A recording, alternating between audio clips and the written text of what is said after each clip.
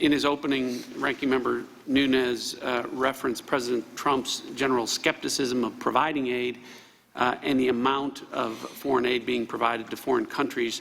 Would you agree with that characterization, Ambassador Hale?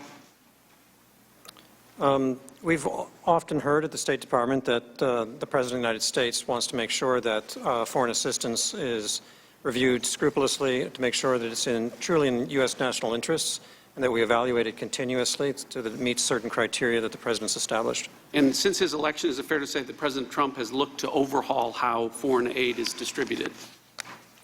Yes, the NSC launched a foreign assistance review process sometime, I think it was late August or early September 2018. All right. And throughout both his campaign and his administration, President Trump has repeatedly sought to reframe American foreign policy in economic terms, and as he described, America First policy. And consistent with that, well before there was a whistleblower talking about a pause on aid to the Ukraine, the President had expressed genuine concern about providing U.S. foreign assistance. To that point, is it fair to say that the President has wanted to ensure that American taxpayer money was being effectively and efficiently spent outside of the United States? Yes, that is the broad intent of the Foreign Assistance Review, among other goals. And has the President expressed that he expects our allies to give their fair share of foreign aid, as evidenced by a point that he raised during the July 25th phone call with President Zelensky to that effect? The principle of greater burden sharing by allies and other like-minded states is an important element of the Foreign Assistance Review. Is it fair to say that in the Trump administration, U.S. aid is withheld from foreign countries for a number of factors? Correct. And you've testified in your prior testimony that it is normal to have delays on aid. I may have said it that way, but it is certainly an occurrence. It does occur.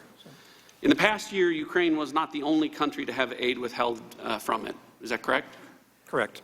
In the past year, was aid withheld from Pakistan? Yes, sir. Why was aid withheld from Pakistan? Excuse me. Because of unhappiness over the policies and behavior of the Pakistani government toward certain proxy groups that were involved in conflicts with the United States. And in the past year, was aid also withheld from Honduras? Aid was withheld from the three states in northern Central America, yes. In the past year, was aid withheld from Lebanon? Yes, sir.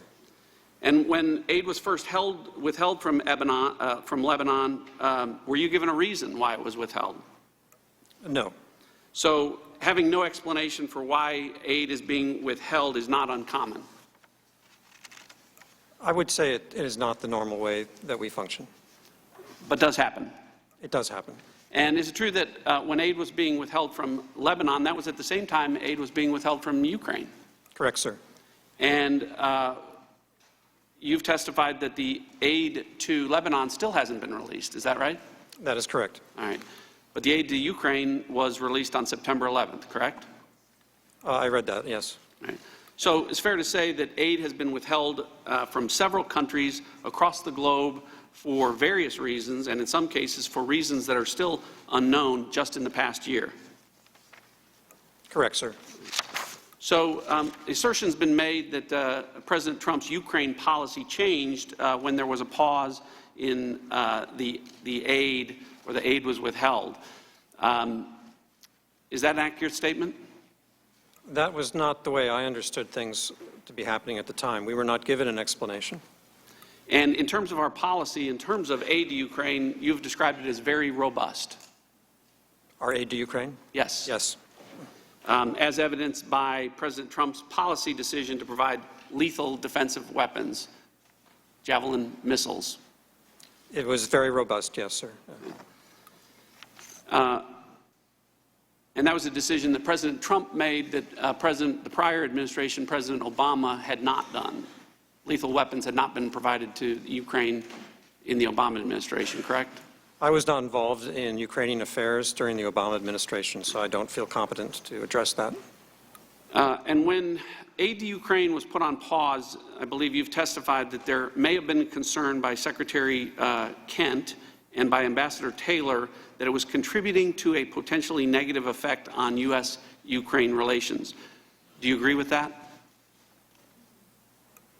Well, the State Department position was to advocate for the continuation of that assistance as an important element, in fact, a key element of our strategy to support Russia, support Ukraine against Russia. My time's expired. I yield back.